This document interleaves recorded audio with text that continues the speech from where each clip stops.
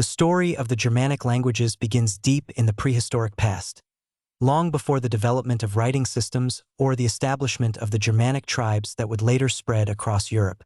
To trace the roots of these languages, we must go back to the Proto-Indo-European (PIE) language, the common ancestor of the vast Indo-European language family, which includes not only the Germanic languages but also the Romance, Slavic, Celtic, and Indo-Iranian languages, among others.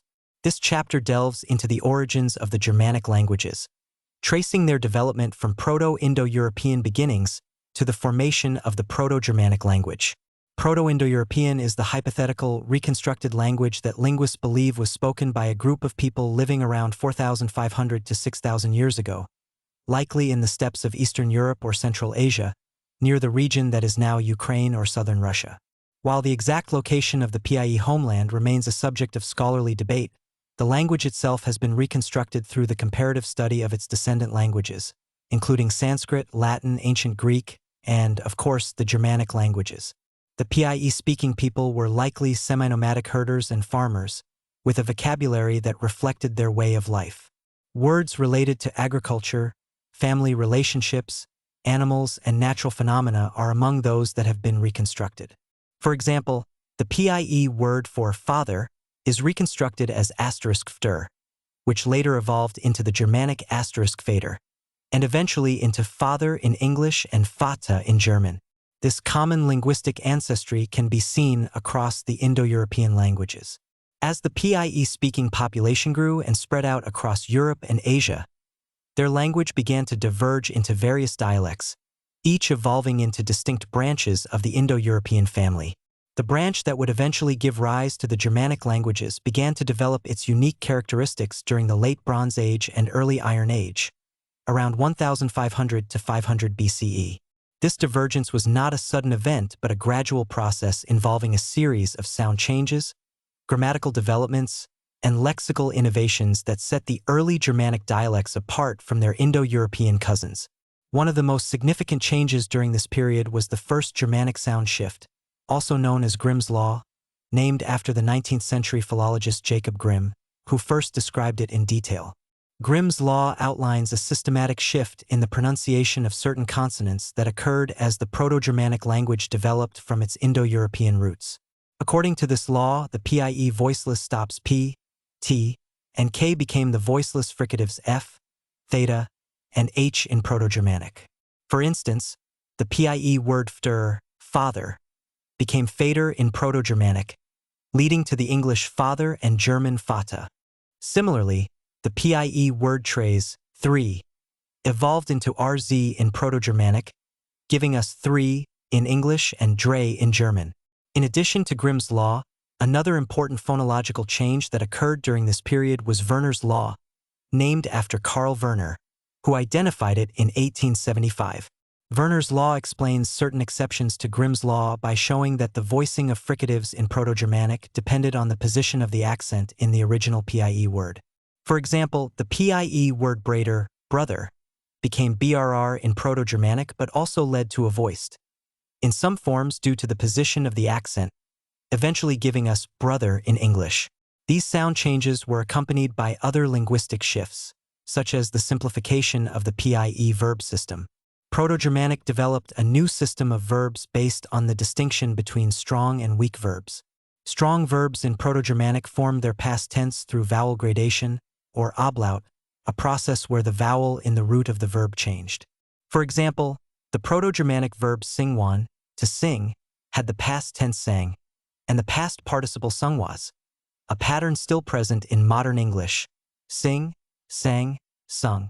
Weak verbs, on the other hand, formed their past tense by adding a dental suffix, d or t, to the verb stem, as in lufgen, to love, becoming lufad in the past tense. The noun system of Proto-Germanic also diverged from its PIE roots by simplifying the complex case system.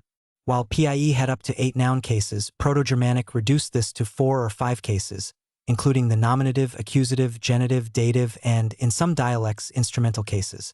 This reduction in inflectional complexity marked a significant shift towards a more analytic language structure in the Germanic family.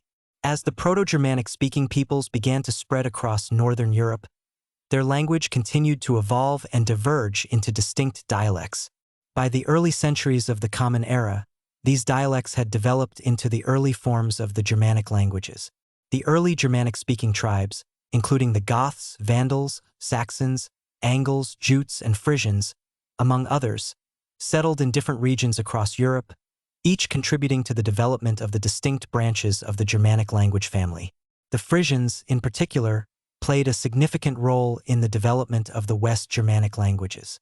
The early Frisian language, known as Old Frisian, began to take shape during the early medieval period, evolving from the same Proto-Germanic roots as Old English, Old Saxon, and Old Dutch. Old Frisian was spoken in the coastal regions of what is now the Netherlands and Germany, and it shares many features with Old English, reflecting the close historical and linguistic ties between the Anglo-Saxons and the Frisians. The earliest written records of the Germanic languages come from inscriptions in the runic alphabet, a writing system used by the Germanic peoples from around the 2nd to the 8th centuries CE. The runes were primarily used for inscriptions on stone, wood, and metal, often for commemorative or magical purposes. The oldest known runic inscription, the Meldorf fibula, dates to around 50 CE and is written in a Proto-Germanic language. While runic inscriptions provide valuable insights into the early Germanic languages, they are often brief and formulaic. More extensive records of the early Germanic languages begin to appear in the 4th century CE with the translation of the Bible into Gothic by the Bishop Ulfilas. The Gothic Bible, written in the Gothic alphabet, is the earliest substantial text in a Germanic language and provides a wealth of information about the grammar, vocabulary, and syntax of Gothic, an East Germanic language. Although Gothic is not directly related to Frisian, the existence of such texts underscores the linguistic diversity within the early Germanic language family. The development of the Proto-Germanic language from its Proto-Indo-European roots laid the foundation for the emergence of the Germanic languages, including Old Frisian. This chapter has explored the key linguistic changes that distinguished Proto-Germanic from its Indo-European ancestors and set the stage for the rich and diverse Germanic language family that would later emerge. As the Germanic tribes began to settle across northern Europe during the early centuries of the Common Era, the Proto-Germanic language began to diverge into distinct dialects, each evolving into what would eventually become the various branches of the Germanic language family. Among these emerging languages was Old Frisian, which developed in the coastal regions of what is now the northern Netherlands and northwestern Germany. This chapter explores the rise of Old Frisian, its linguistic characteristics, and its role within the broader context of the Germanic languages. Old Frisian began to emerge as a distinct language around the 8th century CE, though its roots can be traced back to the earlier Proto-Germanic dialects spoken by the Frisia, a Germanic tribe that had inhabited the coastal areas of the North Sea since at least the Roman period. The Frisia were closely related to other West Germanic tribes, such as the Saxons and the Angles, and their language shared many similarities with Old English, Old Saxon, and Old Dutch. However, the unique geographical and cultural conditions of the Frisian coastal regions led to the development of a distinct Frisian identity and language. The early Frisian people were seafarers, traders, and farmers, living in a landscape of tidal flats, islands, and rivers. This environment not only shaped their way of life but also influenced the development of their language. Old Frisian, like other early Germanic languages, was a highly inflected language with a complex system of noun cases, verb conjugations, and strong and weak verbs. However, Old Frisian also developed some unique features that set it apart from its West Germanic relatives. One of the most distinctive features of Old Frisian was its vowel system, which underwent a series of changes known as immutation or umlaut. This process, which also occurred in Old English and Old Norse, involved the fronting and raising of vowels in certain contexts, particularly when followed by an I or J in the next syllable. For example, the Proto-Germanic word museis, mice, became mis in Old Frisian, reflecting the immutation of the vowel. Umlaut had a significant impact on the development of the Old Frisian vowel system, contributing to its distinct phonological character. Another important feature of Old Frisian was its conservative approach to the Proto-Germanic consonant system. While Old English and Old Saxon underwent significant changes in their consonant systems, Old Frisian retained many of the original consonant sounds from Proto-Germanic. For instance, the Proto-Germanic voiceless fricative, as in thing, remained in Old Frisian, where it later evolved into the D sound in some dialects, but it was retained as th in others, similar to its evolution in English. Old Frisian was also notable for its lexical conservatism, preserving many words that were lost or replaced in other West Germanic languages. For example, the Old Frisian word hus, house, is directly descended from Proto-Germanic husa, and while it remained in English and German, Old Frisian retained a number of other ancient terms that evolved differently in other languages. Additionally, Old Frisian maintained a relatively simple system of strong and weak verbs, with fewer irregular forms than in Old English or Old High German. The earliest written records of Old Frisian date back to the 13th century, though the language had likely been spoken for several centuries before that. These records, primarily legal texts and charters, provide valuable insights into the language and culture of the medieval Frisian people. One of the most important collections of Old Frisian legal texts is the Lex Frisianum, a compilation of Frisian laws and customs that was likely first written down in the 8th or 9th century, though the surviving manuscripts are from a later period. The Lex Frisianum reflects the social and legal structures of Frisian society, which was characterized by a strong sense of independence and local autonomy. The Frisian people were known for their resistance to outside domination, particularly by the Frankish and later the Holy Roman Empire. This spirit of independence was reflected in their language, which remained distinct despite the influence of neighboring languages and cultures. Old Frisian was not only a language of law and administration but also a language of everyday life and communication. The surviving texts, though limited in number, suggest that Old Frisian was used in a wide range of contexts, from legal proceedings to religious practices and trade. The language likely served as a lingua franca for the Frisian coastal regions, facilitating communication between different Frisian communities and with neighboring Germanic peoples. The linguistic development of Old Frisian was closely tied to the political and cultural history of the Frisian people. During the early medieval period, the Frisian coastal regions were part of the larger Frankish Empire, but the Frisians retained a significant degree of autonomy, particularly in their legal and linguistic practices. This autonomy allowed Old Frisian to develop relatively independently from the other West Germanic languages, resulting in a distinct linguistic identity. However, the influence of the Frankish Empire and later the Holy Roman Empire was also evident in Old Frisian, particularly in the borrowing of Latin words and legal terms. Latin, the language of the church and administration, had a significant impact on Old Frisian, particularly in the realms of law, religion, and education. Many Latin words were borrowed into Old Frisian, particularly those related to legal and religious concepts, reflecting the integration of the Frisian people into the broader Christian and European cultural sphere. The transition from Old Frisian to Middle Frisian occurred gradually, beginning around the 13th century and continuing into the 16th century.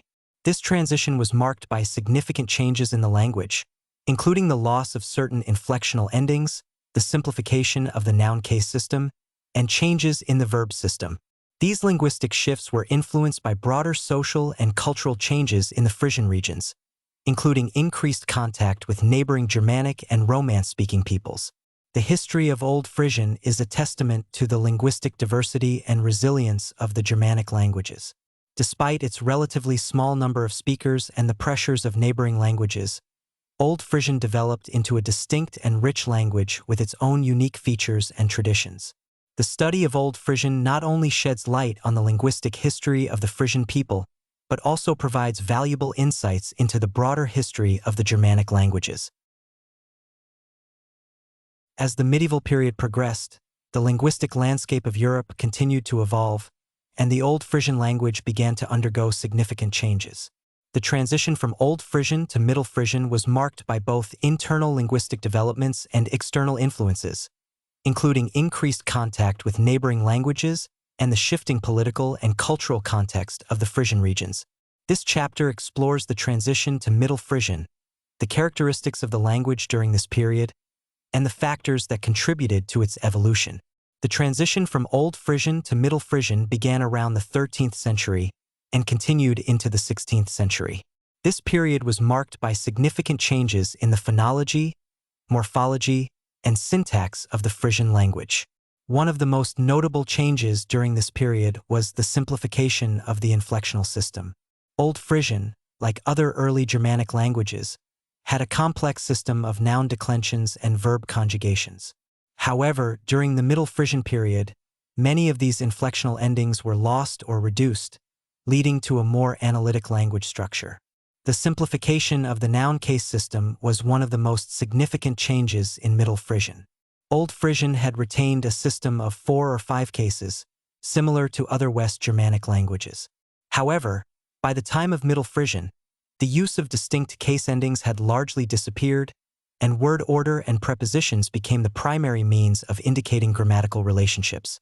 This shift toward a more fixed word order is a hallmark of the transition to Middle Frisian and reflects broader trends in the development of the Germanic languages during the medieval period. The verb system of Middle Frisian also underwent significant changes. While Old Frisian had a relatively conservative system of strong and weak verbs, Middle Frisian saw a reduction in the number of strong verbs and an increase in the use of weak verb forms. Additionally, the use of auxiliary verbs became more common, particularly in the formation of compound tenses. These changes contributed to the gradual simplification of the verb system, a trend that continued into the modern Frisian period. Phonological changes also played a key role in the transition to Middle Frisian. One of the most significant phonological developments during this period was the loss of final unstressed vowels, a process known as apocopy. This change led to the reduction or elimination of many inflectional endings, further contributing to the simplification of the language. Additionally, Middle Frisian experienced a shift in vowel quality, particularly in the long vowels, which began to undergo changes in pronunciation. These phonological changes were part of a broader pattern of linguistic evolution that affected many Germanic languages during the late medieval period. The Middle Frisian period was also characterized by increased contact with neighboring languages, particularly Dutch and Low German. The Frisian regions were part of the larger political and economic sphere of the Low Countries, and the influence of Dutch and Low German on Middle Frisian was significant. This influence was particularly evident in the vocabulary of Middle Frisian, which saw the introduction of numerous loanwords from Dutch and Low German, particularly in areas related to trade, governance, and culture. The influence of Dutch and Low German on Middle Frisian was not limited to vocabulary. The close contact between these languages also led to the adoption of certain syntactic structures and idiomatic expressions. This process of linguistic borrowing and influence was facilitated by the multilingual environment of the Frisian regions, where many people were likely fluent in both Frisian and Dutch or Low German. The linguistic blending that occurred during this period contributed to the unique character of Middle Frisian. The political and cultural context of the Frisian regions also played a significant role in the development of Middle Frisian. During the late medieval period, the Frisian territories were part of the larger political entities of the Low Countries, and the Frisian people maintained a strong sense of regional identity and autonomy. The Frisian regions were known for their resistance to outside domination, particularly by the Counts of Holland and the Dukes of Burgundy. This spirit of independence was reflected in the continued use of the Frisian language in legal and administrative contexts, even as Dutch and Low German gained prominence in other areas. The legal and administrative texts of the Middle Frisian period provide valuable insights into the language and society of the time. These texts, which include legal codes, charters, and contracts, were often written in a standardized form of Middle Frisian that was used for official purposes. The language of these texts reflects both the continuity of the Frisian legal tradition and the influence of neighboring languages.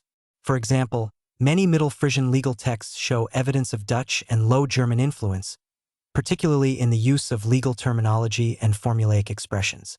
Despite the influence of Dutch and Low German, Middle Frisian retained many of the core features of the Frisian language, particularly in its phonology and basic vocabulary. The resilience of the Frisian language during this period is a testament to the strong sense of cultural identity among the Frisian people, who continued to use their language in everyday life, even as the linguistic landscape around them changed. The Middle Frisian period also saw the development of a distinct literary tradition, though the surviving texts are relatively limited in number. The literature of the Middle Frisian period includes religious texts, poetry, and historical chronicles, many of which reflect the themes of regional identity and resistance to outside control. These texts provide valuable insights into the cultural and intellectual life of the Frisian people during the late medieval period. As the Middle Frisian period came to a close in the 16th century, the language continued to evolve, eventually giving rise to modern Frisian. The transition from Middle Frisian to modern Frisian was marked by further simplification of the language, particularly in the areas of inflection and syntax. However, the core features of the Frisian language remained intact, and the sense of Frisian identity continued to be closely tied to the use of the Frisian language. The history of Middle Frisian is a story of linguistic resilience and adaptation. Despite the pressures of external influences and the changing political and cultural landscape of the Frisian regions, the Frisian language continued to evolve and thrive during the late medieval period. The study of Middle Frisian provides valuable insights into the broader history of the Germanic languages and the ways in which languages can adapt and change in response to external forces while maintaining their core identity. As the 16th century gave way to the early modern period, the Frisian language continued to evolve, entering what is known as the modern Frisian period. This chapter delves into the linguistic and cultural developments that marked the transition from Middle Frisian to modern Frisian, exploring how the language adapted to the changing social, political, and technological landscape of early modern Europe. The chapter also examines the challenges faced by the Frisian language during this period, particularly in relation to the growing influence of Dutch, and the efforts made to preserve and revitalize Frisian as a distinct language. The transition from Middle Frisian to modern Frisian was not a sudden or uniform process, but rather a gradual evolution that unfolded over several centuries. By the 16th and 17th centuries, the linguistic changes that had begun during the Middle Frisian period had become more pronounced, leading to the emergence of what we now recognize as modern Frisian. This period was characterized by a further simplification of the language's inflectional system, as well as significant changes in pronunciation, vocabulary, and syntax.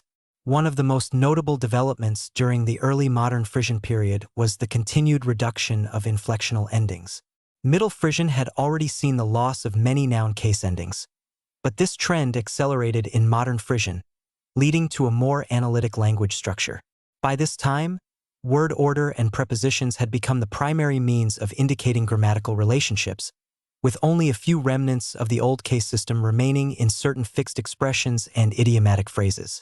The verb system of modern Frisian also underwent further simplification. The distinction between strong and weak verbs became less prominent, with many formerly strong verbs adopting weak conjugations. Additionally, the use of auxiliary verbs, which had become more common during the Middle Frisian period, was further entrenched in modern Frisian. This development mirrored similar trends in other Germanic languages, such as English and Dutch, where auxiliary verbs played an increasingly important role in the formation of compound tenses and passive constructions. Phonological changes continued to shape the evolution of modern Frisian. One of the most significant phonological developments during this period was the diphthongization of certain long vowels, a change that also occurred in other West Germanic languages. For example, the Old Frisian long I and U sounds began to shift toward diphthongs, resulting in new vowel sounds that distinguished modern Frisian from its earlier forms. This shift in vowel pronunciation contributed to the distinct phonetic identity of modern Frisian. The vocabulary of modern Frisian was also influenced by external factors, particularly the growing influence of Dutch.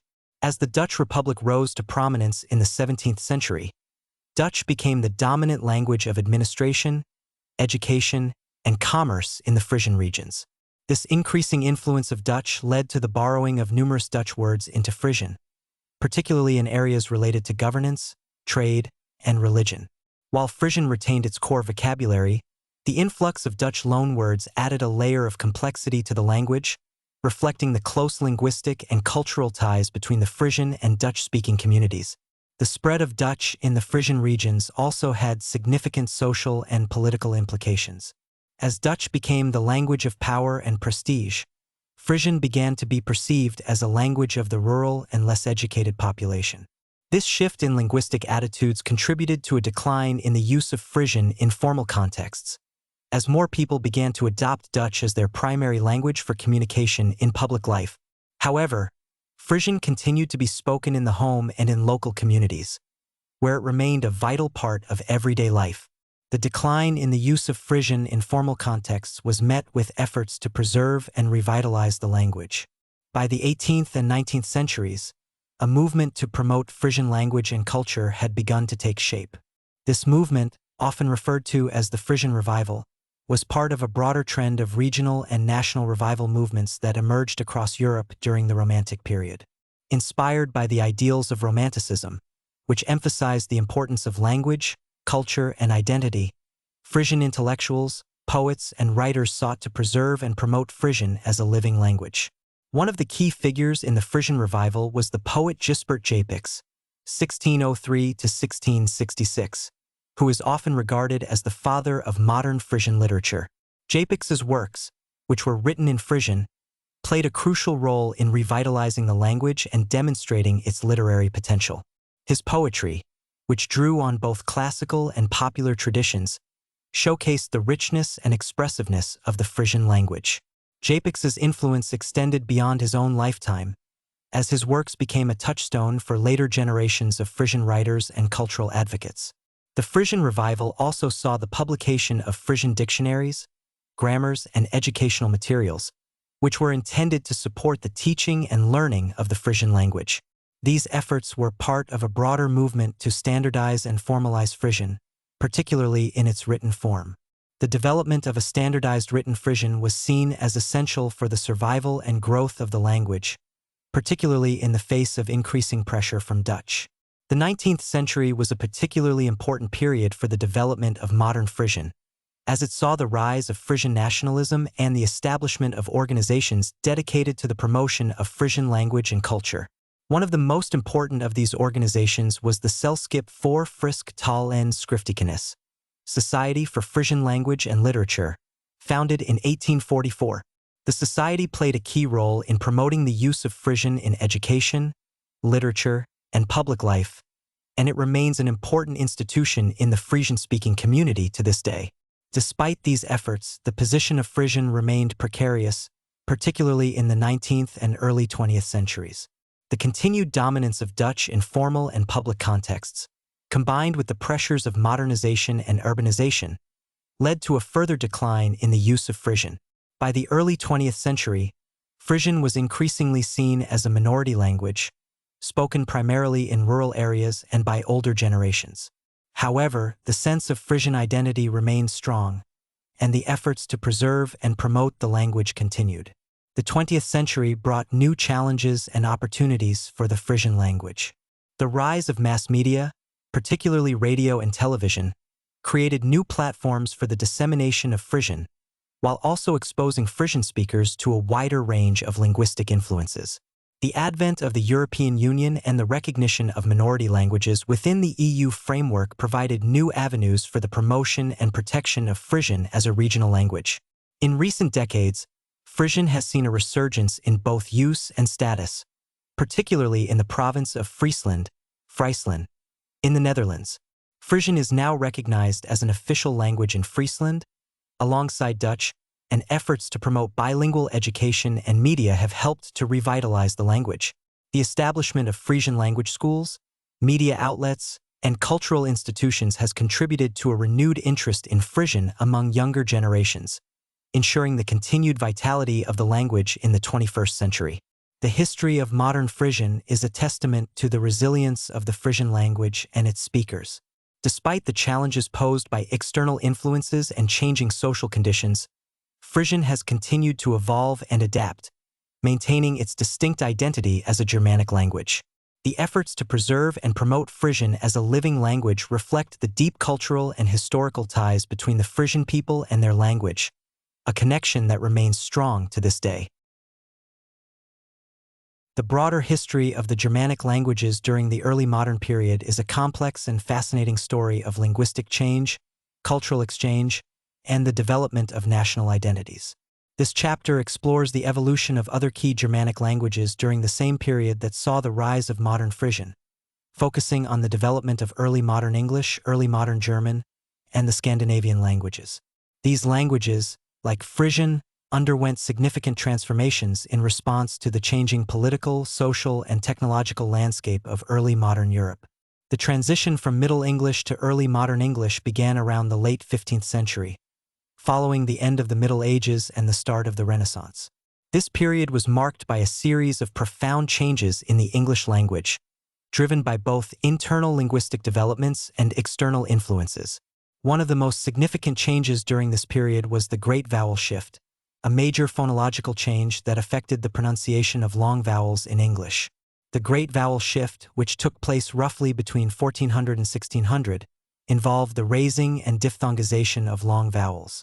For example, the Middle English word bite, which was pronounced something like beat, became pronounced as it is today, with the long I sound shifting to a diphthong. Similarly, the word boat, which was pronounced boot in Middle English, shifted to its modern pronunciation. The Great Vowel Shift was a key factor in the divergence between the spelling and pronunciation of English words, a characteristic that continues to define the English language. The early modern English period also saw significant changes in grammar and syntax, as well as the expansion of English vocabulary. The influence of the Renaissance and the revival of classical learning led to the borrowing of many Latin and Greek words into English, particularly in the fields of science, medicine, and philosophy. At the same time, the exploration and colonization of the New World introduced new words and concepts into the English language, further enriching its vocabulary. The invention of the printing press by Johannes Gutenberg in the mid-15th century had a profound impact on the development of early modern English. The spread of printed books and pamphlets made literature and information more accessible to a wider audience, leading to the standardization of English spelling and grammar. The publication of William Caxton's first printed English book in 1476 is often seen as a turning point in the history of the English language, marking the beginning of the widespread use of Standard English. The publication of the King James Bible in 1611 was another milestone in the development of early modern English. This translation of the Bible, commissioned by King James I of England, became one of the most influential texts in the English language, shaping its syntax, vocabulary, and literary style. The King James Bible not only standardized English religious language but also had a lasting impact on English literature and culture.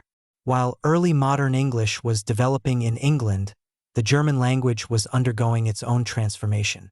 The period from the 16th to the 18th centuries is known as the early modern German period, during which the German language was standardized and became the foundation of modern High German. One of the most important factors in the development of early modern German was the Protestant Reformation, led by Martin Luther in the early 16th century. Luther's translation of the Bible into German, completed in 1534, was a monumental achievement that had a profound impact on the German language. Luther's Bible was written in a form of German that was based on the Saxon dialect, but it was designed to be accessible to speakers of different German dialects across the Holy Roman Empire. Luther's translation helped to standardize the German language and laid the foundation for what would become modern High German. The widespread distribution of Luther's Bible, facilitated by the printing press, contributed to the unification of the German language and its establishment as a literary and cultural standard. The early modern German period was also marked by the rise of German literature, philosophy, and science.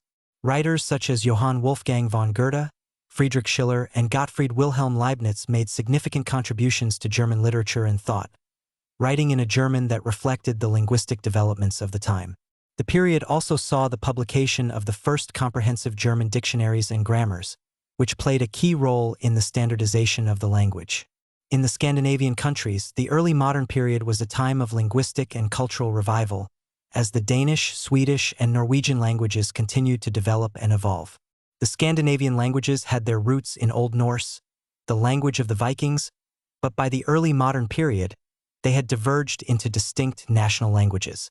The Reformation also played a key role in the development of the Scandinavian languages, as the translation of the Bible into Danish, Swedish, and Norwegian helped to standardize these languages and make them accessible to a wider audience. In Denmark, the publication of the Danish Bible in 1550 was a significant milestone in the development of the Danish language. The Danish Bible was based on the Copenhagen dialect, which became the standard for written Danish. The influence of the Reformation and the spread of literacy contributed to the development of a rich Danish literary tradition, with writers such as Ludvig Hallberg and Hans Christian Andersen making significant contributions to Danish literature and culture. In Sweden, the Gustav Vasa Bible, published in 1541, played a similar role in the standardization of the Swedish language. The Swedish Bible was based on the Swedish spoken in the central region of the country, and it became the foundation for modern Swedish. The 17th century saw the rise of Swedish literature and science, with figures such as Carl Linnaeus, the father of modern taxonomy, writing in Swedish and contributing to the development of the language as a medium for scientific discourse. Norway, which was under Danish rule for much of the early modern period, faced different linguistic challenges. The Danish language became the dominant language of administration and education in Norway, leading to a decline in the use of Old Norwegian. However, the Norwegian dialects continued to be spoken in rural areas, and the 19th century saw a movement to revive and standardize Norwegian as a national language. This movement eventually led to the creation of two written standards for Norwegian: Bokmål, which is based on Danish, and Nynorsk, which is based on rural Norwegian dialects. The early modern period was also a time of significant linguistic change in the Low Countries, where the Dutch language continued to develop and evolve. The Dutch Republic, established in the late 16th century, became a major economic and cultural power in Europe, and the Dutch language played a central role in the administration and governance of the Republic. The Statenbijbel, a translation of the Bible into Dutch published in 1637, was a key text in the standardization of Dutch, helping to establish the language as a national standard. The Dutch Golden Age, a period of economic and cultural flourishing in the 17th century, saw the rise of Dutch literature, art, and science. Writers such as Joost van den Vondel and P.C. Hooft made significant contributions to Dutch literature, writing in a Dutch that reflected the linguistic developments of the time. The Dutch language also spread beyond Europe, particularly through the Dutch East India Company and the colonization of regions such as Indonesia and South Africa. The early modern period was a time of profound linguistic change and development for the Germanic languages. The rise of print culture, the Reformation, and the growth of national identities all played key roles in the standardization and evolution of these languages. As these languages continued to develop, they laid the foundation for the modern Germanic languages that we know today. As we move into the 19th century, the Germanic languages entered a period of rapid change and expansion, driven by industrialization, the rise of nationalism, and the spread of colonial empires. This chapter explores how these forces shaped the development of the Germanic languages, focusing on the linguistic, cultural, and social transformations that occurred during this time. The chapter also examines the spread of Germanic languages beyond Europe, particularly through colonization, and the emergence of new varieties of these languages in different parts of the world. The 19th century was a time of significant linguistic change, as the Germanic languages continued to evolve in response to the social and technological transformations of the Industrial Revolution. Industrialization brought about profound changes in society, as people moved from rural areas to rapidly growing cities in search of work. This urbanization led to increased contact between speakers of different dialects, contributing to the spread and standardization of national languages. In England, the Industrial Revolution had a major impact on the English language. The rapid growth of cities like London, Manchester, and Birmingham created new opportunities for linguistic exchange, as people from different regions and social classes came into contact with one another.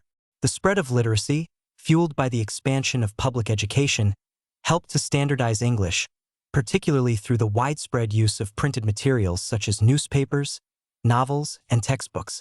The development of railways and other forms of mass transportation also facilitated the spread of a more standardized form of English, as people traveled more frequently and communicated across greater distances.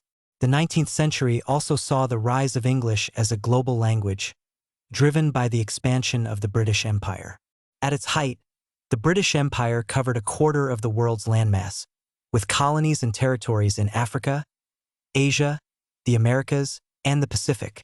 English became the language of administration, education, and commerce in many of these regions, leading to the development of new varieties of English, known as World Englishes. These varieties, such as Indian English, Australian English, and Caribbean English, reflected the linguistic and cultural diversity of the regions in which they developed, while also contributing to the global spread of the English language. The rise of nationalism in the 19th century also played a key role in the development of the Germanic languages, particularly in Europe. In Germany, the unification of the German states under Otto von Bismarck in 1871 led to the establishment of Standard German, Hochdeutsch, as the national language. The process of unification was accompanied by efforts to standardize and promote the German language, particularly through education and the publication of dictionaries and grammars. The rise of German nationalism also contributed to the development of a rich literary and intellectual tradition, with writers such as Johann Wolfgang von Goethe, Friedrich Schiller, and Thomas Mann making significant contributions to German literature and thought. The Dutch language underwent a similar process of standardization and nationalization in the 19th century. The establishment of the Kingdom of the Netherlands in 1815 and the subsequent rise of Dutch nationalism led to efforts to promote Dutch as the national language, both in the Netherlands and in its overseas colonies. The standardization of Dutch was supported by the publication of dictionaries, grammars, and educational materials, as well as by the efforts of writers and intellectuals who sought to elevate Dutch literature and culture. In Scandinavia, the 19th century was marked by efforts to promote and standardize the Scandinavian languages, particularly in the context of the growing national movements in Denmark, Sweden, and Norway. In Denmark, the Copenhagen dialect continued to serve as the basis for Standard Danish, which was promoted through education, literature, and the media. In Sweden, Standard Swedish, based on the Central Swedish dialects, was similarly promoted as the national language. The rise of Swedish nationalism, particularly in the wake of the Napoleonic Wars and the dissolution of the union with Norway, contributed to the development of a distinct Swedish literary and cultural identity. Norway, which had been in a union with Denmark until 1814 and then with Sweden until 1905, faced unique linguistic challenges.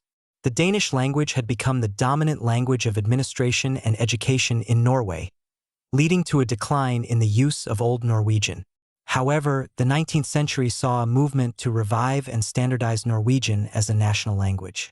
This movement was led by linguist Ivar Aasen, who collected and studied rural Norwegian dialects and developed Nynorsk, New Norwegian, as a written standard.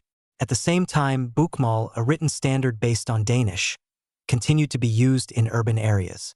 The coexistence of Bokmål and Nynorsk remains a distinctive feature of the Norwegian linguistic landscape. The 19th century also saw the expansion of the Dutch language beyond Europe, particularly through the Dutch colonial empire. The Dutch East Indies, now Indonesia, was the most important colony of the Dutch Empire, and Dutch became the language of administration, education, and trade.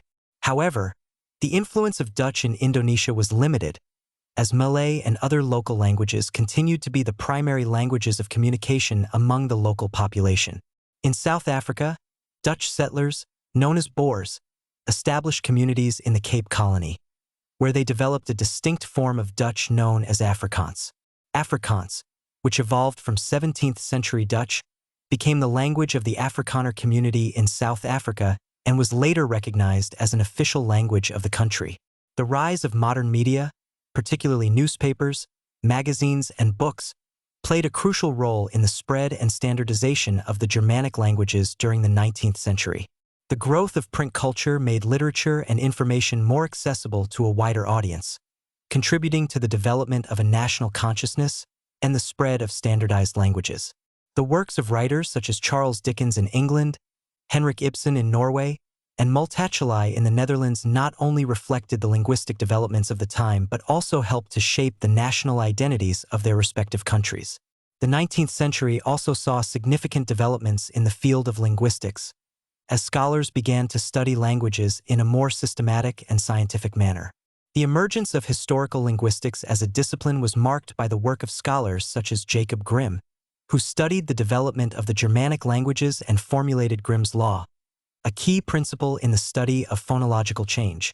The study of comparative linguistics also advanced during this period, as linguists sought to understand the relationships between different languages and trace their historical development.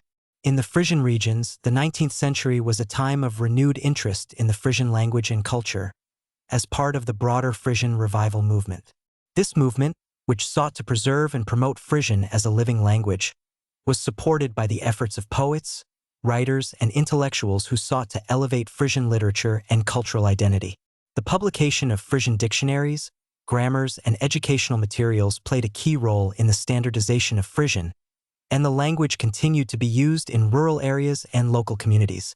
As the 19th century drew to a close, the Germanic languages were firmly established as the national languages of their respective countries, each with a rich literary and cultural tradition. The spread of these languages beyond Europe, particularly through colonization, laid the foundation for their continued influence in the 20th century and beyond. The 19th century was a time of significant linguistic change and development, as the Germanic languages adapted to the social, political, and technological transformations of the modern world. The 20th century was a period of unprecedented change, and the Germanic languages were deeply affected by the global events, technological advancements, and social transformations of the era. This chapter examines how the Germanic languages evolved during the 20th century, focusing on the impact of the two world wars, the rise of modern media, the effects of decolonization, and the increasing influence of English as a global language. The chapter also explores the efforts to preserve and promote minority Germanic languages, such as Frisian, amidst the challenges of modernization and globalization. The two world wars had a profound impact on the Germanic languages, particularly German. The First World War, 1914 to 1918, and the Second World War, 1939 to 1945, not only devastated Europe but also led to significant political, social, and linguistic changes. The defeat of Germany in both wars resulted in the redrawing of national boundaries and the displacement of millions of people, leading to shifts in the linguistic landscape of Europe. After the First World War, the Treaty of Versailles imposed severe penalties on Germany, leading to economic hardship and social unrest. The instability of the Weimar Republic and the rise of National Socialism in the 1930s brought the German language into the service of propaganda and ideology. The Nazi regime, under Adolf Hitler, used language as a tool of manipulation and control, promoting a distorted version of German nationalism that glorified Aryan supremacy and demonized perceived enemies. This period saw the deliberate use of language to shape public opinion and enforce conformity, with consequences that would resonate long after the war's end. The defeat of Nazi Germany in 1945 and the subsequent division of Germany into East and West had significant linguistic implications. In East Germany, the German Democratic Republic, the German language became a vehicle for socialist ideology, heavily influenced by the Soviet Union. The East German government promoted a form of German that emphasized socialist values, and the language was used to reinforce the ideological divide between East and West. In contrast, West Germany, the Federal Republic of Germany, embraced a more liberal and democratic form of German, reflecting its alignment with Western Europe and the United States. The Cold War further solidified these linguistic divisions, as the German language became a battleground for competing ideologies. The Berlin Wall, which physically and symbolically divided East and West Berlin, also represented the linguistic and cultural divide between the two Germanys. Despite these differences, the reunification of Germany in 1990 brought about a renewed effort to standardize and unify the German language, though traces of the East-West divide remain evident in regional dialects and linguistic attitudes. The Second World War also had a significant impact on the Dutch language, particularly in the context of the German occupation of the Netherlands from 1940 to 1945. During the occupation, Dutch was used as a tool of resistance, with underground newspapers and pamphlets being published in the Dutch language to oppose the Nazi regime. After the war, the Dutch language underwent a period of renewal, as the country sought to rebuild and reassert its national identity. The process of decolonization, which began after the war, also had linguistic implications, particularly in the former Dutch East Indies, Indonesia, where the use of Dutch declined in favor of Indonesian as the national language. The rise of modern media, particularly radio, television, and later the Internet, played a crucial role in the spread and evolution of the Germanic languages during the 20th century. Radio and television brought standardized forms of language into people's homes, contributing to the decline of regional dialects and the spread of standard languages. In countries like Germany, the Netherlands, and Sweden, national broadcasting organizations promoted the use of standard language in news, entertainment, and educational programs, further reinforcing linguistic unity. The development of the internet and digital communication in the late 20th century introduced new ways of using language, as people began to communicate via email, chat rooms, and social media. The internet facilitated the spread of English as the dominant language of global communication, but it also created new opportunities for the use of other Germanic languages in online communities, websites, and digital media. The rise of digital communication led to the development of new linguistic forms and practices, such as internet slang, emojis, and memes, which continue to shape the evolution of the Germanic languages in the 21st century. The 20th century also witnessed significant developments in the Scandinavian languages, particularly in Denmark, Norway, and Sweden. The process of language standardization, which had begun in the 19th century, continued into the 20th century, with efforts to promote literacy, education, and the use of the national languages in all aspects of public life. The rise of the welfare state in these countries contributed to the spread of standard Danish, Norwegian, and Swedish, as governments invested in education, media, and cultural institutions that promoted the use of the national languages. In Norway, the coexistence of the two written standards, bokmål and nynorsk, remained a distinctive feature of the linguistic landscape. Bokmål, which is based on the Danish-influenced written language of Norway's urban elite, became the dominant form of Norwegian, particularly in urban areas. Nynorsk, based on rural dialects, continued to be used in education and media, particularly in rural areas. The tension between bokmål and nynorsk reflected broader social and cultural divides within Norway, but it also underscored the country's commitment to linguistic diversity and regional identity. In South Africa, the 20th century was marked by the rise and fall of apartheid, a system of institutionalized racial segregation and discrimination. Afrikaans, which had become an official language of South Africa alongside English in 1925, was closely associated with the ruling Afrikaner National Party and the apartheid regime. The use of Afrikaans in government, education, and media was a key aspect of apartheid policy, leading to significant tensions between Afrikaans speakers and the non-Afrikaans-speaking population. The Soweto Uprising of 1976, in which black students protested against the imposition of Afrikaans as the medium of instruction in schools, was a pivotal moment in the struggle against apartheid.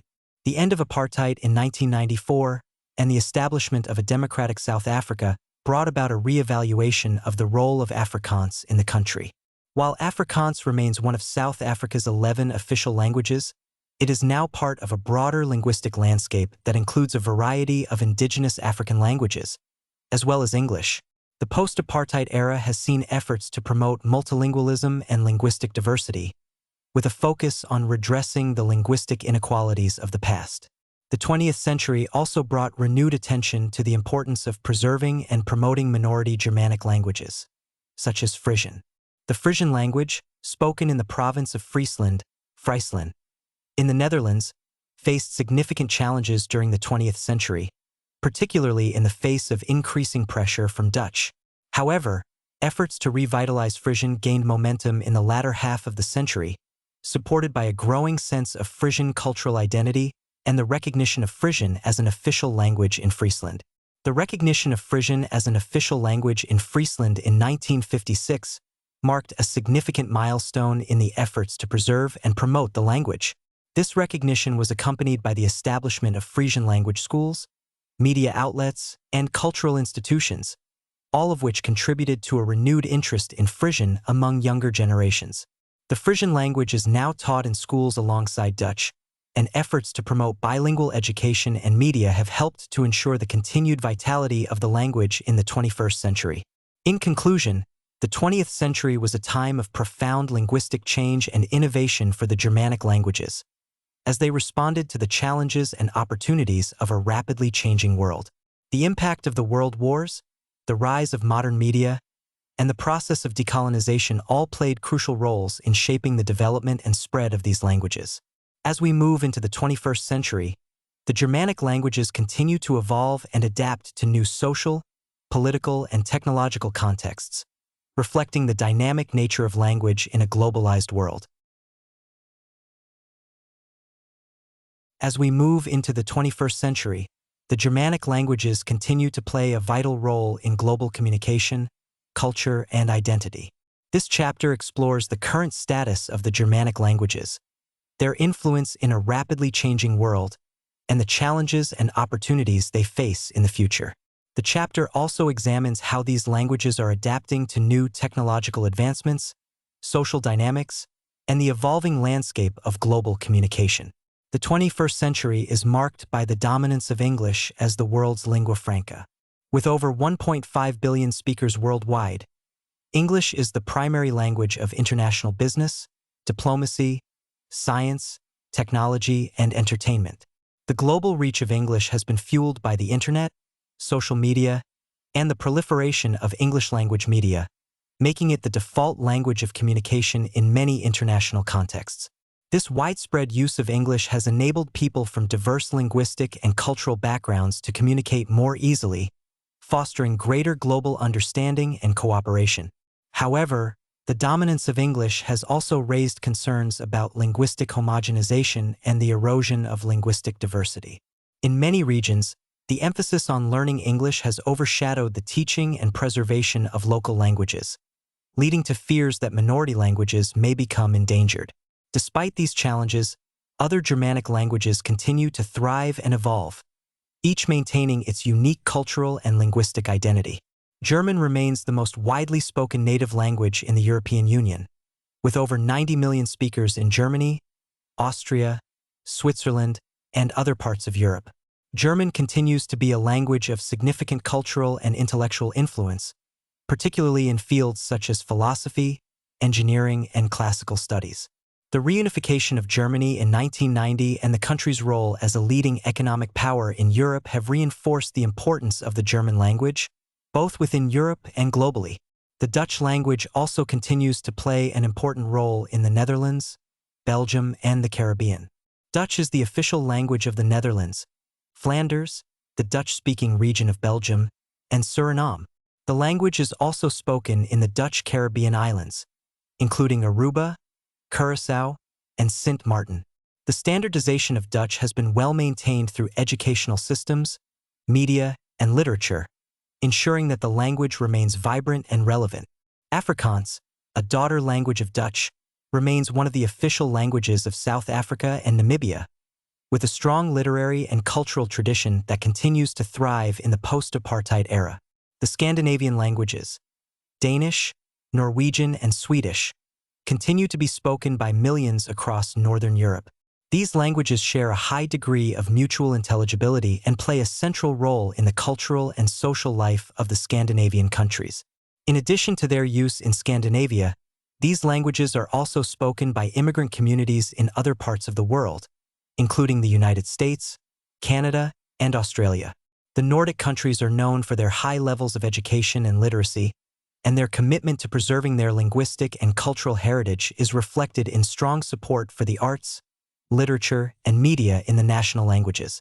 Icelandic, although spoken by only about 350,000 people, remains remarkably stable and resistant to change.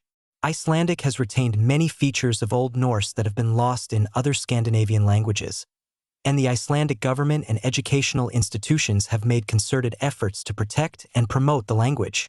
The development of new Icelandic words to replace foreign loanwords, particularly in the fields of technology and science, reflects the country's commitment to linguistic preservation. Frisian, spoken in the Dutch province of Friesland, has faced significant challenges in the modern era, particularly due to the dominance of Dutch. However, efforts to revitalize the Frisian language have gained momentum in recent decades. Frisian is now recognized as an official language in Friesland, and it is taught in schools alongside Dutch. The establishment of Frisian language media outlets, cultural institutions, and bilingual education programs has contributed to a renewed interest in Frisian among younger generations, helping to ensure the language's continued vitality. The 21st century has also brought new opportunities for the Germanic languages, particularly through the rise of digital communication and social media. The internet has created platforms for people to use and promote their languages in new ways, whether through online communities, blogs, social networks, or digital content creation. This digital landscape has allowed minority languages, such as Frisian and Icelandic, to reach global audiences and connect with speakers and learners around the world. The growing influence of artificial intelligence, AI, and machine learning in language processing is another significant development in the 21st century. AI-driven language technologies, such as machine translation, speech recognition, and natural language processing, are increasingly being integrated into everyday life, from virtual assistants to automated customer service. These technologies have the potential to transform how we interact with language, making communication across linguistic barriers easier and more seamless. However, they also raise questions about the future of human languages, particularly in terms of how AI might influence or even replace certain aspects of language use. The 21st century has also seen a renewed focus on multilingualism and linguistic diversity, particularly in Europe. The European Union actively promotes multilingualism as a way to foster cultural exchange and social cohesion, encouraging citizens to learn multiple languages. Language policies within the EU aim to protect and promote regional and minority languages, including Frisian, through educational programs and cultural initiatives. In the United States, the growing Hispanic population and the influence of other immigrant communities have led to greater recognition of the value of bilingualism and multilingualism. While English remains the dominant language, there is increasing awareness of the need to support linguistic diversity in education, media, and public life. Similar trends can be observed in Canada, Australia, and other countries with diverse linguistic landscapes. Looking to the future, the Germanic languages will continue to evolve and adapt to new social, technological, and cultural contexts. While English is likely to maintain its status as a global lingua franca, other Germanic languages will continue to play important roles in their respective regions and communities. The challenges of linguistic homogenization, digital communication, and AI will need to be addressed in ways that preserve the richness and diversity of these languages, while embracing the opportunities offered by new technologies and global interconnectedness. The future of the Germanic languages will also depend on the efforts of governments, educators, and communities to promote language learning, preserve linguistic heritage, and support the development of language technologies that enhance communication and understanding. As the world becomes more interconnected, the ability to communicate across linguistic and cultural boundaries will be more important than ever, and the Germanic languages, with their rich histories and global reach, will continue to play a central role in that process. In conclusion, the history of the Germanic languages is a story of continuous evolution, adaptation, and resilience. From their origins in the Proto-Indo-European language family to their global spread and influence in the modern era, these languages have shaped and been shaped by the cultures, societies, and historical events of the peoples who speak them. As we move further into the 21st century, the Germanic languages will continue to evolve, reflecting the dynamic and ever-changing world in which we live. The future of these languages will be shaped by the choices and actions of individuals and communities, who will determine how these languages are used, preserved, and passed on to future generations.